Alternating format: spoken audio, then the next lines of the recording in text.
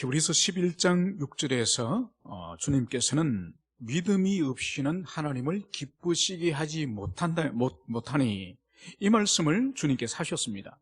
그러니까 주님께서 이 당신의 백성들, 당신의 자녀들의 믿음을 얼마나 기뻐하시는지 그것을 말씀을 하는 거죠. 여러분, 그래서 믿음의 본질이 뭔가? 믿음의 본질은 믿음의 대상이신 하나님을 향한, 그분을 향한 사랑의 발로가 되어서, 그리고 그분의 신성과 그분의 능력에 근거한 그분에 대한 신뢰, 그분을 신뢰하고 사랑하기 때문에 그분에게 모든 것을 의존하는, 전적으로 의지하는 이 의지, 이것이 바로 믿음의 본질이라고 할 수 있는 것이죠. 그래서 이 30장 이 초도에 있는 이 말씀은 29장의 말씀과 연결이 됩니다. 29장에서 주님께서 이스라엘 백성들에게 어떻게 혹독하게 책망을 하셨습니까? 그것은 바로 심판받을 수밖에 없는 세 가지 이유를 말씀하시면서 세 번째 이유가 바로 뭔가 하니까 여호와 하나님 몰래 이 유다의 왕들과 이 고관들이 아수르의 이 외침에 대해서, 이 공격에 대해서 두려워서 전통적인 이 강대국인 이집트에 사신을 보내가지고 몰래 그는 동맹을 체결하지 않았습니까? 그것에 대해서 주님께서 29장에서 심판을 당할 수밖에 없는 세 번째 이유를 말씀하셨습니다. 그 말씀과 연관되는 것이 이 30장 이 초두에 있는 부분, 이 부분인 거죠. 그래서 이 30장도 이스라엘 백성들이 멸망 심판을 받는 두 가지 이유를 여기서 말씀하십니다.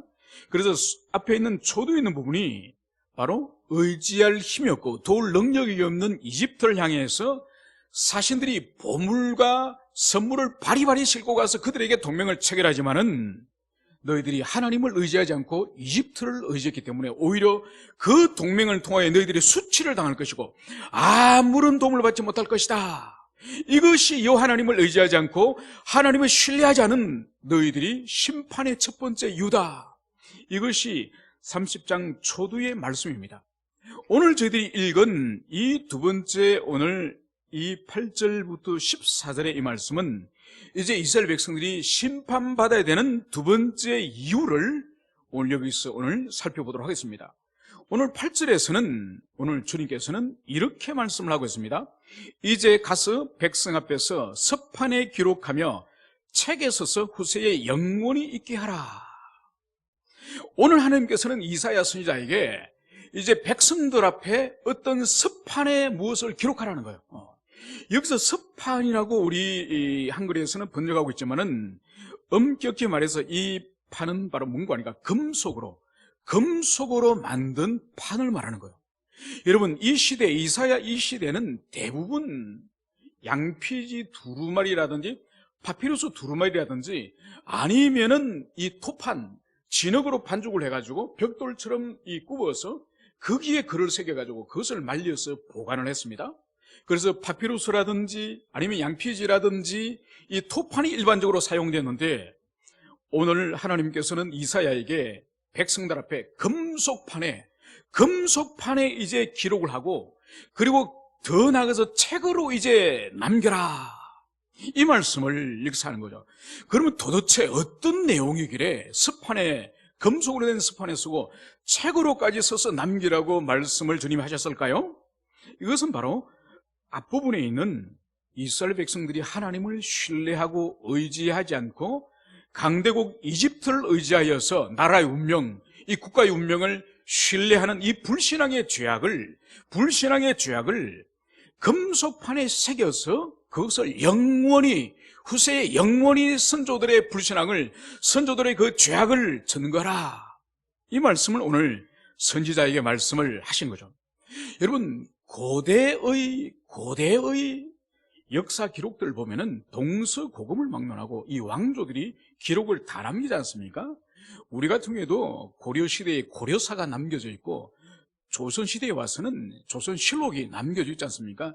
거기에 많은 그런 자료들이 있습니다. 그래서 동서고금을 막론하고 왕조라든지 중요한 국사를 기록을 하는 기관을 둬서 거기서 중요한 사건들을 기록을 하는 거죠. 그런데 공통적인 특징이 뭔가 아닌가? 동서고금을 하고 공통적인 특징이 경사라든지 왕이 언제 등극을 했다든지 왕이 또 군사를 이끌고 친정을 나가서 친히 정복 전쟁을 나가서 얼마나 많은 땅을 얻었다든지, 아니면 외국에서 조공을 가지고 와서 자기 나라 왕에게 조공을 바쳤다든지, 이런 경사스러운 이야기들은 많이 기록을 합니다.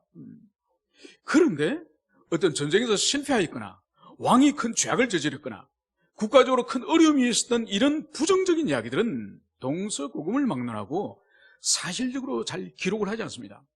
그런데 단 하나의 기록에는 모든 것을 객관적으로 기록을 하고 있으니 그것이 바로 성경이에요, 성경. 여러분, 성경은 이스라엘 백성들이 있어서 이 모세가 얼마나 위대한 사람으로서 이스라엘 백성들의 그 전 역사 가운데 가장 위대한 종을 한 사람을 꼽아라고 한다면 모세지 않습니까? 성경은 모세가 사람을 쳐 죽인 살인의 이야기가 기록되었습니다. 그리고 모세가 하나님이 다시 40년 만에 불러서 출애굽의 그 사명을 맡겼을 때에 가지 않겠다고 불순종하고 거부하는 그 장면까지 상세하게 기록을 하고 있습니다. 그리고 나중에는 이스라엘 백성들이 패역하게 모세에게 도전하니 모세가 너무 속이 상해가지고 하나님 말씀에 순종하지 않고 지팡이를 가지고 이 반석을 치면서 화를 내고 혈기를 부린 장면이 있습니다. 그것도 그대로 다 기록을 하는 거죠. 여러분, 심지어 이스라엘 백성의 열왕들의 표준, 열왕들의 이 표준이 되는 다윗을 보십시오. 다윗에게서 좋은 이야기만 다 기록을 하고 있습니까? 그렇지 않죠. 다윗의 인생에 있어서 치명적인 범죄, 바로 자기 부하의 아내를 강간하고 그리고 자기 부하를 사령관 요압을 시켜서 살인 교사를 하고, 그리고 이 다윗이 이제 블레셋으로 도망을 갔지만은 거기서 자신의 신분이 이제 들키게 되니 미친 사람을 흉내를 내면서 입에서 침을 흐르고 이 손가락으로서 이 벽을 긁으면서 미친 개처럼 그런 행동을 하는 아주 부끄러운 모습을 성경은 객관적으로 다 기록을 하는 거예요. 그것뿐만 아니라 이 열왕기라는 역대기를 보면은 아주 혹독한, 하나님께서 당신의 백성들에게 당신이 심판주가 되고 당신이 이스라엘 백성들의 원수가 되어서 너희들을 내가 멸망시키겠다, 이런 말씀이 이 이스라엘 역사 가운데 수없이 찾아볼 수 있는 거예요. 그래서 인류역사의 역사서 가운데 유일하게 이 성경만이 사람이 기록한 것이 아니라 하나님이 저자이고 성령님이 감동하여서 저자라고 하는 결정적인 증거 중에 하나가 인류의 모든 종교의 경전에서 찾아볼 수 없고 역사서에서 찾아볼 수 없는 이 하나님이 당신의 백성들 향해서 진노하시는 그 부분을 가감없이 걸름없이 그것을 토해내는 것이 바로 이 성경이에요. 그래서 성경은 어떤 사람이나 민족의 치적도 기록을 하지만은 바로 가장 은밀하게 감추어진 죄악마저도 드러내는 것이 바로 이 성경인 거죠. 왜냐하면은 이 성경은 인간 역사가가 쓴 것이 아니라 바로 인간의 중심과 모든 행실과 모든 것을 통찰하고 꿰뚫어 보시는 하나님이 친히 저자이시기 때문에 숨김없이 객관적으로 드러내었음을, 그것을 볼 수 있습니다. 그래서 이사야에게 바로 금속판에 이스라엘 백성들의 죄악을 그것을 낱낱이 기록하여서 영원히 후세에게 전하라, 이 말씀을 역사하는 거죠. 여러분, 그렇기 때문에 오늘날에 있어서도 이 전 세계 가운데서 과거의 자신의 역사를 가장 소중히 여기고 가장 중요하게 뒤를 돌아보면서 현재적으로 과거 역사를 교훈을 쌓는 민족을 찾아라고 하면은 이스라엘 민족이에요. 유대인들이에요. 여러분, 우리가 알다시피 이스라엘은 우리나라 영남, 호남, 남북 이것보다 더 분열이 심한 나라예요. 12지파로 나눠지기 때문에 이스라엘 백성들의 그 한 3,500년에 지나간 역사는 분열의 역사예요. 끊임없이 지파끼리 전쟁을 하고 끊임없이 남유다와 북이스라엘 간에 전쟁을 하고 얼마나 찢어지고 나눠진지 모릅니다. 그런데 이 사람들이 3,500년 동안의 포로 생활하고 외세 압박을 받으면서 이 사람들이 1948년 우리 대한민국이 세워지는 그 해에 이 이스라엘이 세워지지 않습니까? 그러면서 이 사람들이 3,500년이 지나면서 결정적인 교훈을 얻습니다. 그 교훈이 바로 뭔가 하니까 우리의 지파들이 이래 찢어지고 나누어지는 이것을 극복할 수 있는 유일한 것이 바로 뭐냐? 국가다, 국가. 공화국을 세우고 국가를 세워서 우리의 지파별로 찢어짐과 나누어짐을 극복하자. 이것이 이스라엘 백성이에요. 그래서 이 사람들이 지금 한 70년, 72년 지났죠, 그죠? 그 나라가 세워진 지. 그러면서 이 사람들이 과거의 역사, 과거의 이스라엘 백성들이 하나님께 징계를 당하고 심판을 받는 결정적인 원인이 지나간 백성들의 자기 열조들의 그 죄악과 하나님의 징계를 잊어버렸기 때문에 그들이 반복되는 실패와 하나님의 징계를 받았다는 것을 이 사람이 알고 지금 그 사람들이 집중적으로 지금도 공부하는 것이 뭔가 하니까 이 성경과 이 율법서와 그리고 이스라엘 백성들의 조상들로부터 전해져내놓은 이 탈무드, 이 모든 것을 가르친 이후에 물리학을 가르치고 영어를 가르치고 수학을 가르치고 건축을 가르치고 여러분 우리와 완전히 달라요. 그러니까 이 하나님의 자신들의 전통인 민족의 전통인 이 하나님의 말씀과 이스라엘 역사를 가르친 이후에 나머지 과목을 매일 나머지 과목을 그 나머지 시간에 가르치는 거예요. 여러분 우리는 어떻게 합니까? 영수국, 그죠? 영수국을 날마다 중학교 고등학교 때 가르치죠, 그죠? 그래도 우리는 유태인들을 못 따라가지 않습니까?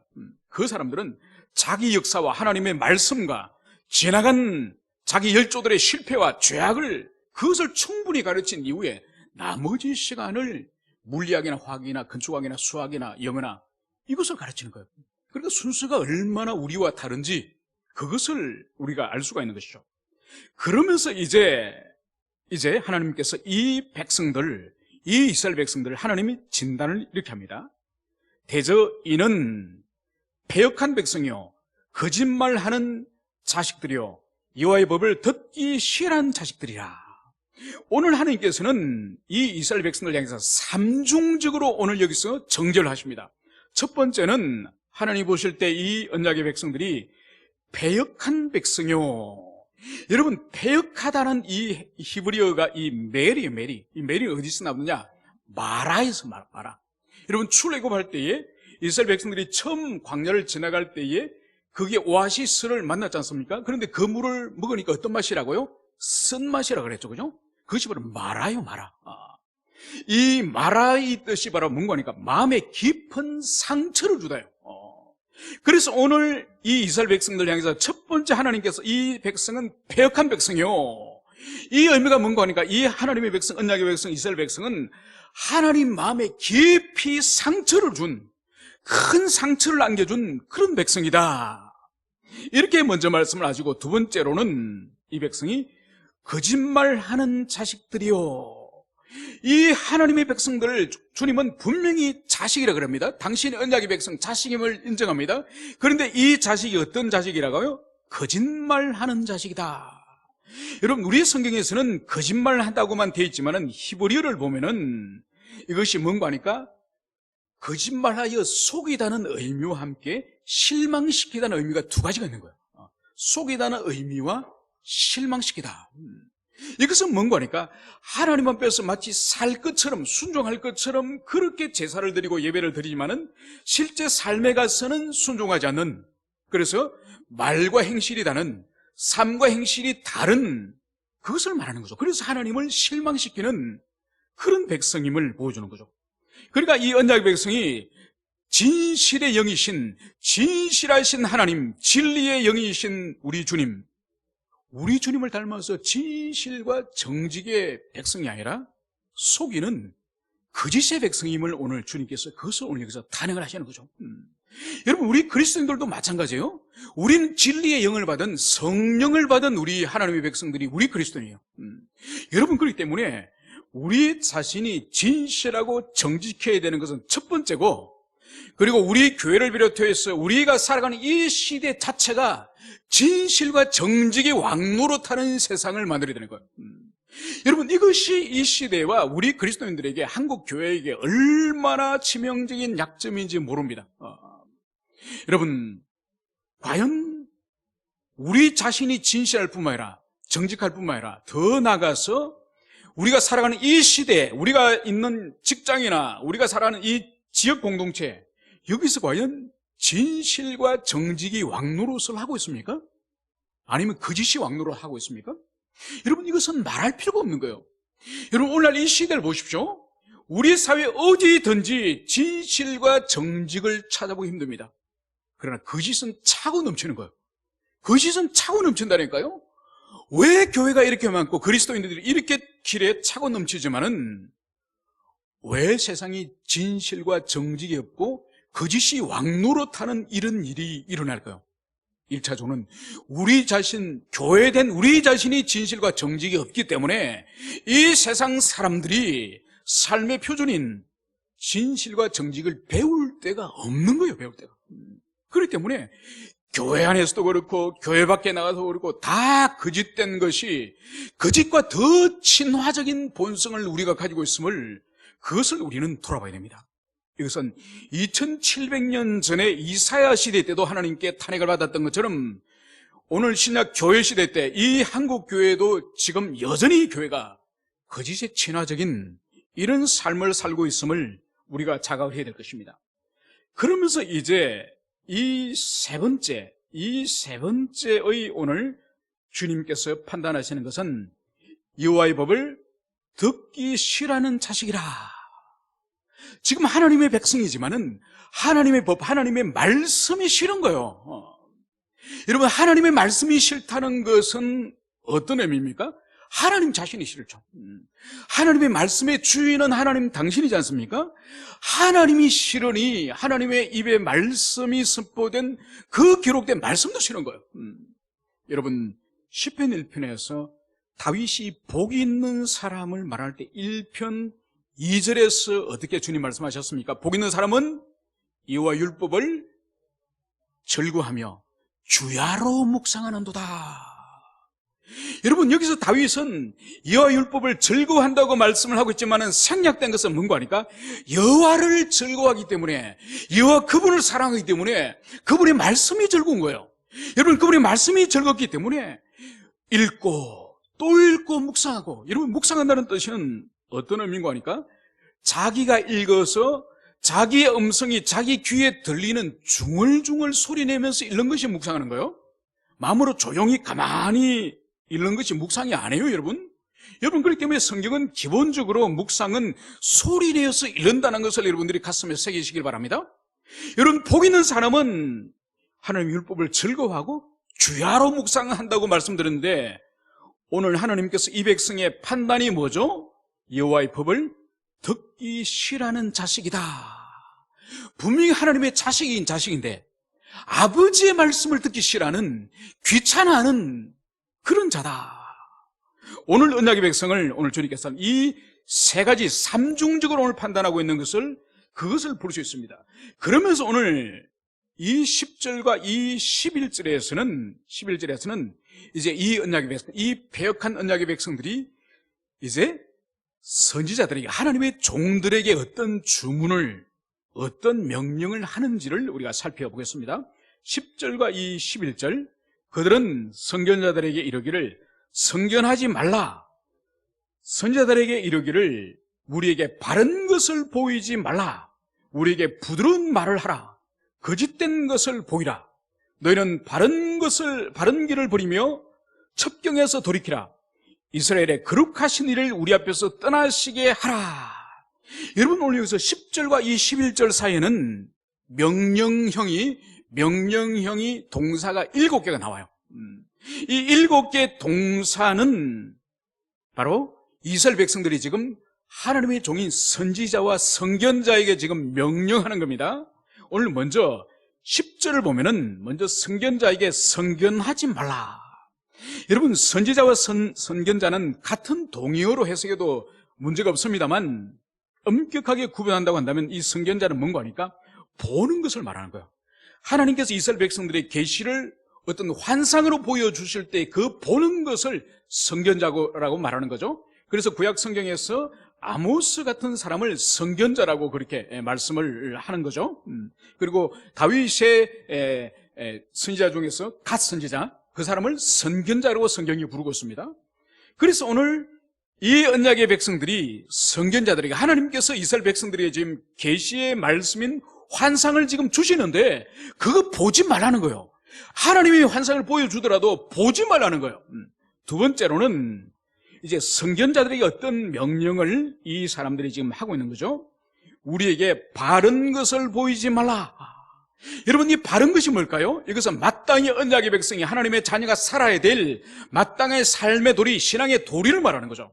이것은 율법을 말하는 것입니다. 오늘 이스라엘 백성들이 선지자에게 하나님의 뜻, 그거 우리에게 말하지 말라. 하나님의 말씀 가르치지 말라. 왜 하나님의 말씀을 자꾸 우리에게 가르치느냐? 하나님의 말씀 가르치지 말라.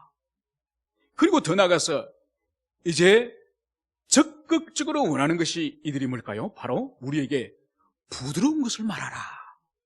우리에게 거짓된 것을 말하라. 여러분, 여기서 우리 성경은 부드러운 것이라고 오늘 번역을 하고 있지만은 잠언 6장에 가면은 이 창기가, 이방의 창기가 하나님의 백성 이 남자를 호려서 그 성관계를 맺도록 하기 위해서 이 이방 창기가 달콤한 말로 호리는 장면이 잠언 6장에 나옵니다. 여기서 부드러운 말로 여기서 번역을 하고 있지만은 창기가 호릴 때는 달콤한 말로 번역을 하고 있습니다. 똑같은 말이에요.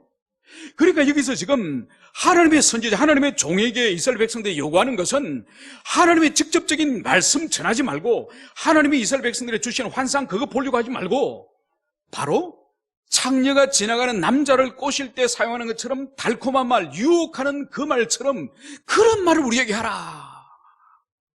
그리고 거짓된 것, 즉 없는 것을 지어내는, 조작하는, 만들어내는 그런 말을 하라.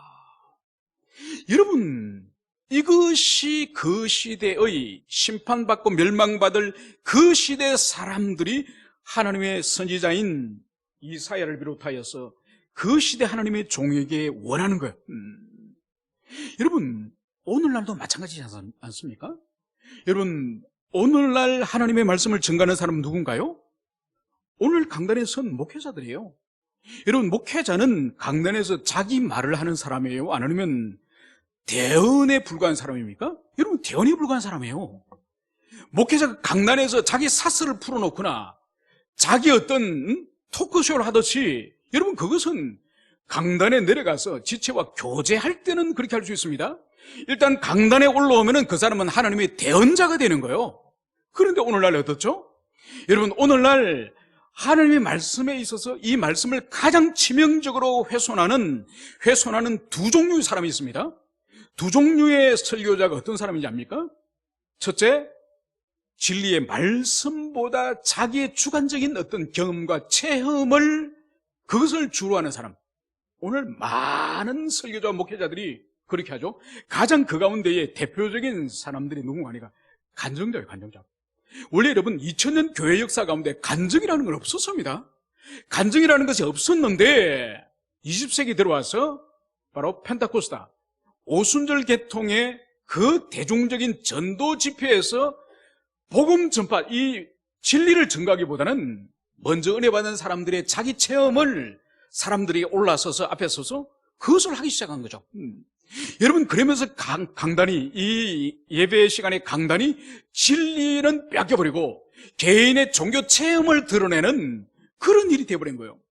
여러분, 그래서 우리나라뿐만 아니라 서구 교회도 얼마나 간증이 일반화되는지 모릅니다. 여러분, 그것은 성경에 근거할 때에 설교자의 위치를 포기한 거예요, 포기. 옳지 않은 것입니다. 두 번째는 어떤 부류의 설교자가 하나님의 말씀을 약화시키느냐? 바로 설교자 자신이 선택하는 본문, 설교자 자신이 마음에 들고 설교자 자신이 원하는 본문을 선택적으로 설교할 때에 그럴 때에 진리가 현저하게 왜곡될 수 있다는 거죠. 여러분, 설교자에게, 목회자에게 주어진 것은 모든 말씀을 전가하는 거예요. 할 수만 있다고 한다면은 개인적인 사담이나 개인적인 간증이나 체험이 아니라 이 66권의 모든 말씀을 가르쳐주고 증거할 때에 우리의 신앙이 균형과 조화를 이루는 거예요. 균형과 조화를. 여러분, 그 식품, 그 영양 보조제들이 있지 않습니까? 가끔씩 이제 보조제를 이렇게 비타민이라든지 칼슘이라든지 마그네슘이라든지 철분 이런 것들을 이제 사서 몸이 기능이 안 좋을 때 그걸 먹지 않습니까? 그걸 이제 먹기 전에 이제 이 설명, 그 앞에 있는 성분표를 봅니다. 성분표를 오늘 보면 우리가 보도 듣지 못한 그 일종의 금속 화학물질들, 그것이 얼마나 많은지 모릅니다.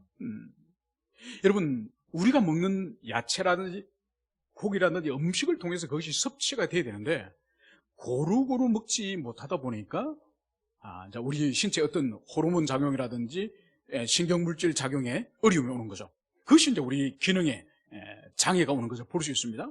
그래서 우리가 그것을 인공적으로 이제 약품을, 보조식품을 이제 먹어주는데, 거기 보면 얼마나 종류가 많은지 몰라요. 종류가. 우리가 모르는 그런 화학물질도 얼마나 많은지 몰라요. 그런데 그것을 다 우리가 고루고루 섭취를 해줘야 우리가 건강한 거예요.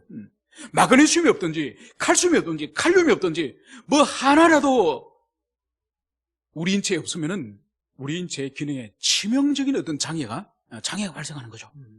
여러분, 그것처럼 하나님께서 우리에게 성경 66권을 주셨고 그 가운데 1189장의 이 방대한 말씀을 주신 것은 다 필요하기 때문이에요. 여러분, 로마서 하나만 필요하고 계시록 하나만 필요하고 창세기 하나만 필요한 것이 아니라 이 66권 모두를 주신 것은 평생을 걸쳐서 이 말씀을 강론하고 평생에 걸쳐서 이 말씀을 배우고 깨닫고 살아가고 하는 하나님의 그 뜻이 있는 거죠. 그래서 오늘 우리에게 부드러운 것을 말하고 너희가 지어낸 것을 말하라. 여러분, 이 명령을 하는 것은, 이것은 말씀의 주인이신, 계시의 말씀의 주인이신 하나님 머리 위에 지금 앉아 있는 거예요. 성경을 설교자가 무엇을 설교할지, 선지자가 무엇을 증거할지 그것을 하나님이 주시는 대로 그것을 증거해야 되지.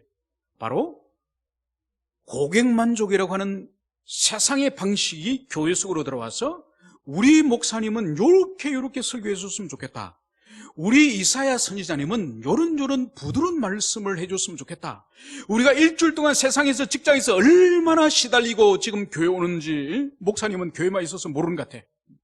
여러분, 얼마나 오늘 이사야 말씀에 비춰볼 때에 그 시대 멸망받을 인생, 심판받을 인생들이 원하는 건지 그것을 여기서 명백하게 말씀을 하고 있습니다. 그러면서 이제 이 악한 백성들은 선지자에게 이렇게 오늘 11절의 명령을 또 합니다. 너희는 바른 길을 버리며 첩경에서 돌이키라.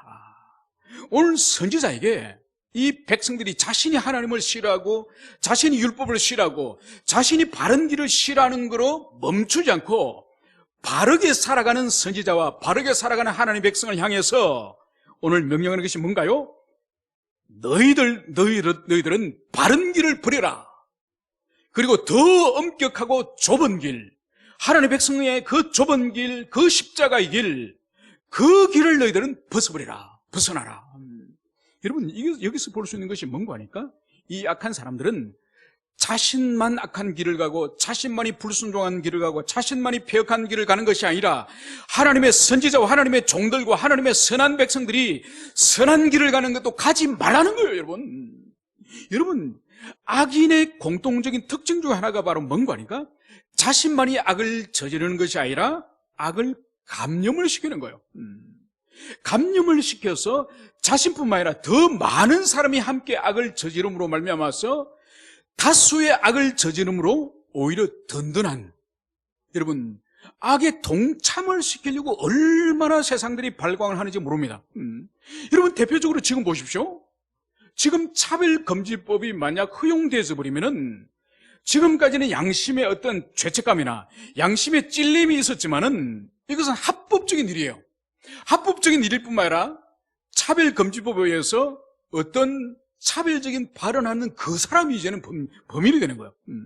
지금까지는 어떤 성적인 어떤 범죄를 하는 그 사람이 죄인이었지만은 이제 완전히 하늘과 땅이 뒤집어져 가지고 그런 것은 악입니다, 그런 것은 옳지 않습니다, 이 말을 하는 사람이 오히려 죄인이 되어버리는 그런 세상이 오는 거죠. 여러분, 그래서 이들이 원하는 궁극적인 목적은 뭔가, 자신들이 계속적으로 죄를 저질 뿐만 아니라 온 세상 사람들이 그 죄에 함께 동참하기를, 그것이 이들의 목적이에요. 여러분, 그렇기 때문에 우리 그리스도인들은 나중에 우리가 감옥을 가더라도 이것은 악입니다, 이것은 하나님의 뜻과 하나님의 창조 질서와 거스르는 겁니다, 이것은 받아들일 수 없습니다. 여러분, 우리는 끝까지 이 세상의 거대한 힘에 대해서 저항을 해야 되는 것입니다. 이제 오늘 이렇게 말씀을 하고 있습니다. 이스라엘의 거룩하신 이를 우리 앞에서 떠나시게 하라. 마지막으로 이들이 요청하는 것이 바로 뭔가 하니까, 이스라엘의 거룩하니 바로 누구죠? 하나님이시죠. 하나님을 우리 앞에 떠나시게 하라. 여러분, 하나님의 백성이 선지자에게, 목회자에게, 우리에게 하나님이 계시지 않도록 하라. 여러분, 이것이 무슨 말인가요? 제발 하나님 이야기 그만하고, 제발 성경 이야기 그만하고, 제발 죄 이야기 그만하고, 참회 회개 이야기 그만하고, 하나님이 싫다는 거예요. 하나님을 우리 앞에서 거둬버리라. 여러분, 바로 이사야 시대의 하나님의 백성들이 바로 이런 패역한 시대였음을, 그것을 여기서 보여주고 있습니다. 그래서 오늘 12절에서 하나님은 이렇게 말씀을 하십니다. 이러므로 이스라엘의 거룩하신 이가 이같이 말씀하시되, 너희가 이 말을 업신여기고 압박과 허망을 믿어 그것을 의지하나 이 죄악이 너희에게 마치 무너지고 터진 담이 불쑥 나와 순식간에 무너짐 같게 되리라 하셨은저. 바로 하나님께서는 이 말, 즉 하나님의 말을 업신여기고, 그리고 압박과 허망을 믿어, 그러니까 그들이 의지한 이집트, 아무런 힘이 되지 못하고 도움이 되지 못하는 허망한 그 존재, 그것을 믿고 의지했으니 이제 너희들의 죄악이 이제 어떤 형벌과 심판을 받을 것인가? 바로 13절에 마치 무너지려고 터진 담이 불쑥 나와 순식간에 무너짐 같게 되리라. 여러분이 예전에 혹시 시골에서 자라면서 시골에서 혹시 흙담 무너진 거 보셨습니까? 여러분, 흙담이 한꺼번에 와르르 무너지기도 하지만은 요즘같이 이 장마철이 되면은 이 흙담 사이로 빗물이 계속 밖으로 치고 들어가서 이 흙담은 돌과 진흙이 연결해서 흙담을 만들지 않습니까? 그래 되면 돌과 이 진흙이 중간에 공간이 생기고 물러져가지고 결국 무너집니다. 흙담이 무너지는데 한꺼번에 무너지지 않고 이 높은 흙담이 비스듬히 무너집니다. 그래 되면 돌멩이와 이 진흙이 마치 임산부의 배처럼 불룩하게 나옵니다. 이렇게 나왔다가 어느 날 와르 무너지는 거예요.